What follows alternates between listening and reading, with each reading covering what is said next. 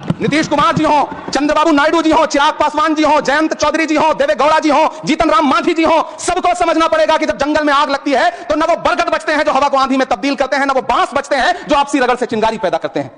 सभापति महोदय, जब देश को मनमोहन सिंह साहब जैसा काबिल प्रधानमंत्री मिलता है तो देश को आरटीआई जैसा एक्ट मिलता है, सेज जैसा एक्ट मिलता है, मनरेगा जैसा एक्ट मिलता है, लिबरलाइजेशन मिलता है, राइट टू एजुकेशन मिलता है, नेशनल फूड सिक्योरिटी एक्ट मिलता है।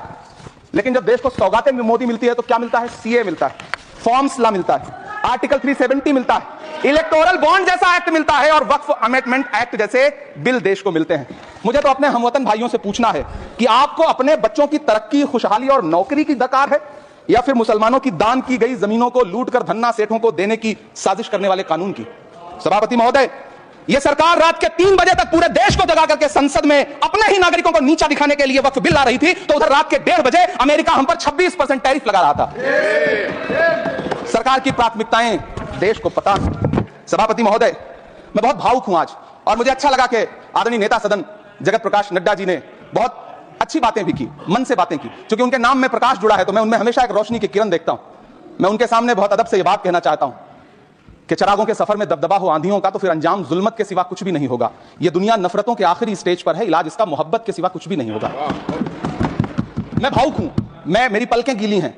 अगर देश की एक बहुत बड़ी आबादी को लगता है कि आप उसका भला करने के लिए नहीं बल्कि उनकी इबादतगाहों, उनकी कब्रिस्तानों, उनकी खानकाहों को बर्बाद करने का बिल ला रहे हैं, तो फिर आप अगर समझाने में नाकामयाब रहे हैं तो यह आपकी नाकामयाबी है। पहले समझाइए, उसके बाद कोई बिल लेकर के आइए, तब शायद हम आपका इतनी पुरजोर तरीके से विरोध ना करें।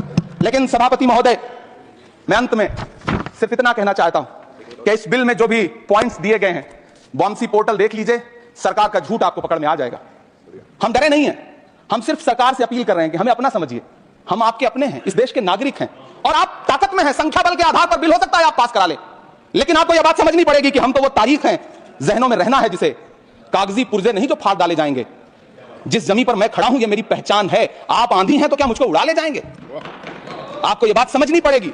आपको अगर इतना विपक्ष की तरफ से पहले जेपीसी में इतने सारे पॉइंट्स आए और उसके बाद कल से लोकसभा में और राज्यसभा में सुझाव आप सुनने को तैयार नहीं है, लोगों की शंका को दूर करने के बारे में आप बिल्कुल सोच नहीं रहे, बस आप कह रहे हैं यह बिल उम्मीद की नई किरण है। नहीं साहब, इसे भले किरण जी लेके आए हैं, लेकिन यह उम्मीद की नहीं बल्कि नाउम्मीदी की किरण है। और इस देश की एक बहुत बड़ी आबादी इस बात से खदशे में है, शक में है कि आप सीधे उनकी जमीनों को लूट करके धन्ना सेठों को बेचना चाहते हैं। मेरी अब भी आपसे अपील है कि इस बिल को वापस लीजिए। यह बिल कहीं से आपके अपने नागरिकों के लिए अच्छा नहीं है। यह बिल सिर्फ इस देश के मुसलमानों को नीचा दिखाने का और अपने एक ऐसे मतदाता वर्ग को खुश करने का बिल है जिनको इस बिल के पास हो जाने से कुछ मिलेगा भी नहीं, लेकिन आप एक नैरेटिव देना चाहते हैं, एक मैसेज देना चाहते हैं। मेरी आपसे अपील है कि कृपया ये जो सबका साथ सबका विकास का नारा है, इस नारे को रत्ती भर तो चरितार्थ कर दीजिए। बहुत बहुत धन्यवाद।